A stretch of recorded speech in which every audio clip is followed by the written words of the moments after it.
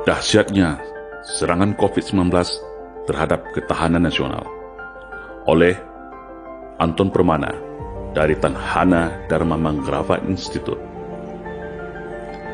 Serangan wabah COVID-19 ternyata sangat efektif dan presisi merontokkan perekonomian dua kelompok negara di dunia, yaitu negara kelompok kapitalis pro-Amerika serta 24 negara debitur yang berhutang pada China. Dampaknya adalah negara kapitalis yang pro-Amerika akan terjadi penggerusan pertumbuhan ekonominya yang sangat signifikan. Dan untuk negara debitur pada China terancam gagal bayar dan disita seluruh aset vital negaranya. Di Indonesia, dampak COVID-19 ini juga sangat beragam dan efektif, melemahkan ketahanan nasional secara menyeluruh, seakan memberikan peluang seluas-luasnya kepada kelompok anasir tertentu melakukan agenda terselubung, yaitu agenda terselubung kelompoknya untuk membajak negara. Karena posisinya, rakyat lemah, para aktivis lemah, aparat sibuk bertempur bersama petugas kesehatan, semua sumber daya negara terkuras untuk menangani wabah COVID-19 ini. Bagi masyarakat awam, COVID-19 ini adalah musibah dan pukulan berat. Tapi, bagi kelompok Cina Komunis dan elit kekuasaan Indonesia, COVID-19 ini adalah ladang keuntungan yang berlimpah. COVID-19 adalah senjata ampuh untuk meraup keuntungan luar biasa sambil melumpuhkan seluruh sendi ketahanan negara yang kita kenal dengan istilah Astagatra, yaitu yang terdiri dari Trigatra, sumber kekayaan alam, geografis dan demografis, dan Pancagatra, yang terdiri dari ideologi, politik, ekonomi, hukum, pertahanan keamanan, dan sosial budaya, atau kita singkat Ipolexus Budhankam. Karena dampak pukulan wabah COVID-19 ini membuat rakyat sekarat dan negara selemah-lemahnya. Contohnya adalah secara sumber kekayaan alam, dengan disahkannya Undang-Undang Minerba oleh DPR RI di masa wabah ini, menjadi payung hukum yang canggih untuk menguasai segala apa yang ada di darat, di laut, di bawah laut, dan di udara di negeri ini. Baik itu tambang, mineral, batu bara yang begitu kaya dimiliki bangsa ini. Namun, sebentar lagi akan menjadi bancahan para elit global dan kelompok oligarki dalam negeri. Secara demografis, saat ini adalah saat yang paling tepat melakukan infiltrasi TKA Cina sebanyak-banyaknya untuk menggeser populasi penduduk Indonesia. Karena wabah COVID-19 membuat masyarakat takut keluar rumah dan stay at home, maka momentum ini dimanfaatkan untuk lalu lalang migran asing masuk Indonesia. Banyak kita dapatkan informasi di sosial media bagaimana serbuan TKA Cina ini hampir setiap hari masuk melalui bandara di tengah malam, di saat semuanya terlelap tidur. Tujuannya apa? Yaitu untuk ke depan membuat perimbangan komposisi suara pemilih di pemilu 2024. Bahkan ada yang mengatakan target mereka adalah 50 juta jiwa sampai tahun 2024 ini masuk ke Indonesia. Ini sudah sama dengan jumlah gabungan penduduk Pulau Sumatera dan Sulawesi loh. Secara geografis, terjadinya mobilisasi dan penguasaan daerah pinggiran Indonesia serta pelabuhan dan garis pantai strategis di pulau-pulau terbesar Indonesia mirip dengan teori bubur panas ala Mao Zedong, komunis Cina, yaitu yang kita kenal dengan istilah dari desa mengepung kota, dari daerah pinggiran mengepung pusat kota. Secara ideologis, munculnya draft rancangan undang-undang HIP, haluan ideologi Pancasila, hasil inisiasi anggota DPR RI, adalah fakta empirik bahwasanya ada gerakan sistematis dan kuat untuk menjadikan RUU HIP ini sebagai pintu masuk secara legal dalam mengeliminir agama dan dasar negara ketuhanan yang Maha Esa menjadi yang beraroma sosialis komunis. Tidak hanya itu, dalam draft rancangan undang-undang HIP ini juga ada upaya kuat untuk menghapus TAP MPRS nomor 25 tahun 1966 sebagai konsideran. agar komunis bisa hidup dan reborn lagi di Indonesia. Tak peduli secara hierarki perundangan TAP MPRS hanya bisa dihapus juga melalui lembaga yang satu tingkatan, yaitu MPR sebagai lembaga tertinggi negara. Sedangkan MPR saat ini adalah MPR sebagai lembaga tinggi negara. Kalau ini sempat terrealisasi, maka luka lama bangsa ini akan terkoyak lagi. PKI akan kembali hidup di Indonesia, dan ini sama saja seolah DPR RI sengaja memantik potensi perang saudara yang bisa berujung disintegrasi bangsa.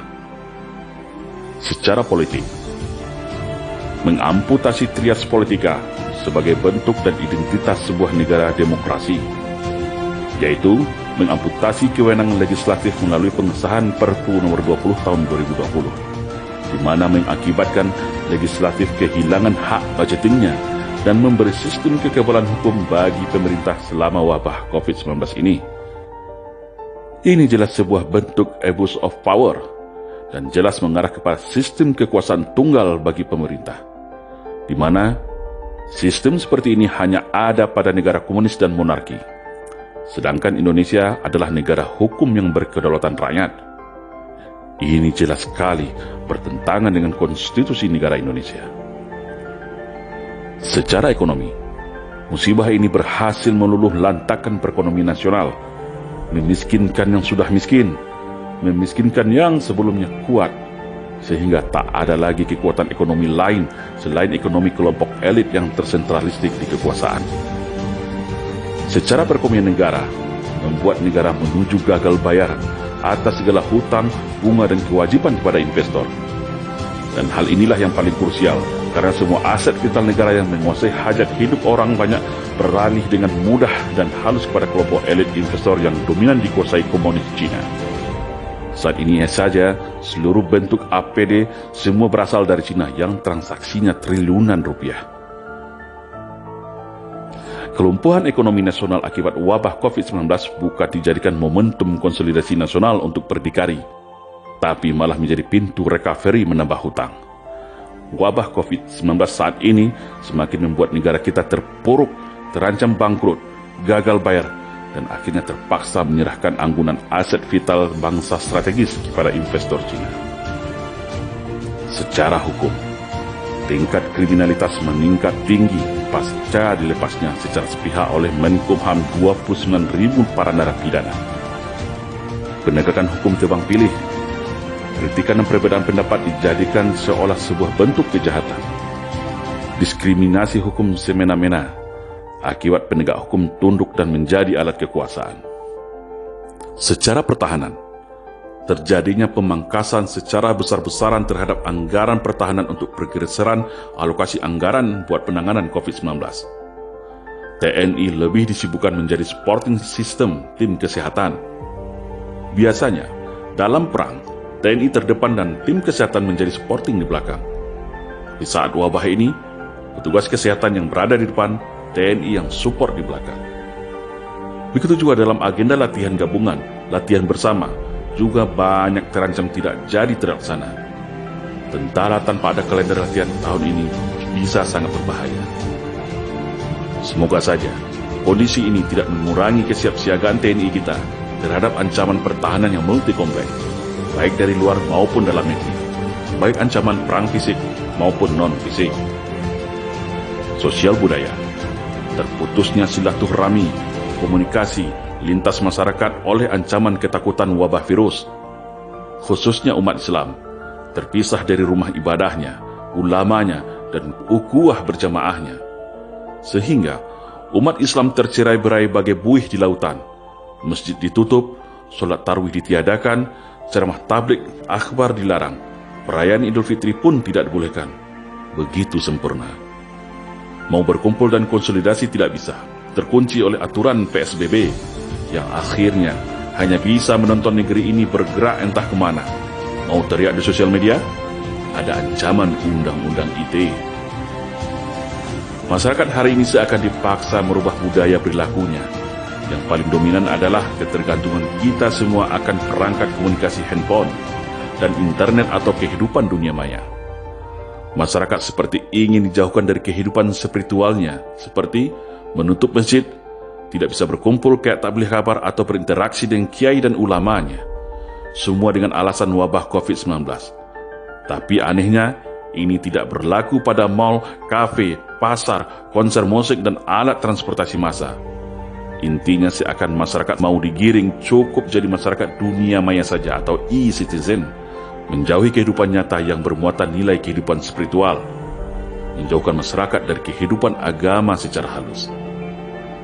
Beginilah dampak serangan wabah COVID-19 ini, sebuah serangan non-militer yang presisi dan mematikan, tanpa mengeluarkan biaya invasi militer yang besar, tanpa mengirim tentara dan peralatan tempur, tanpa menembakkan rudal dan peluru satu butir saja, tapi bisa melumpuhkan dunia dan mematikan negara yang ketahanan nasional negaranya rapuh.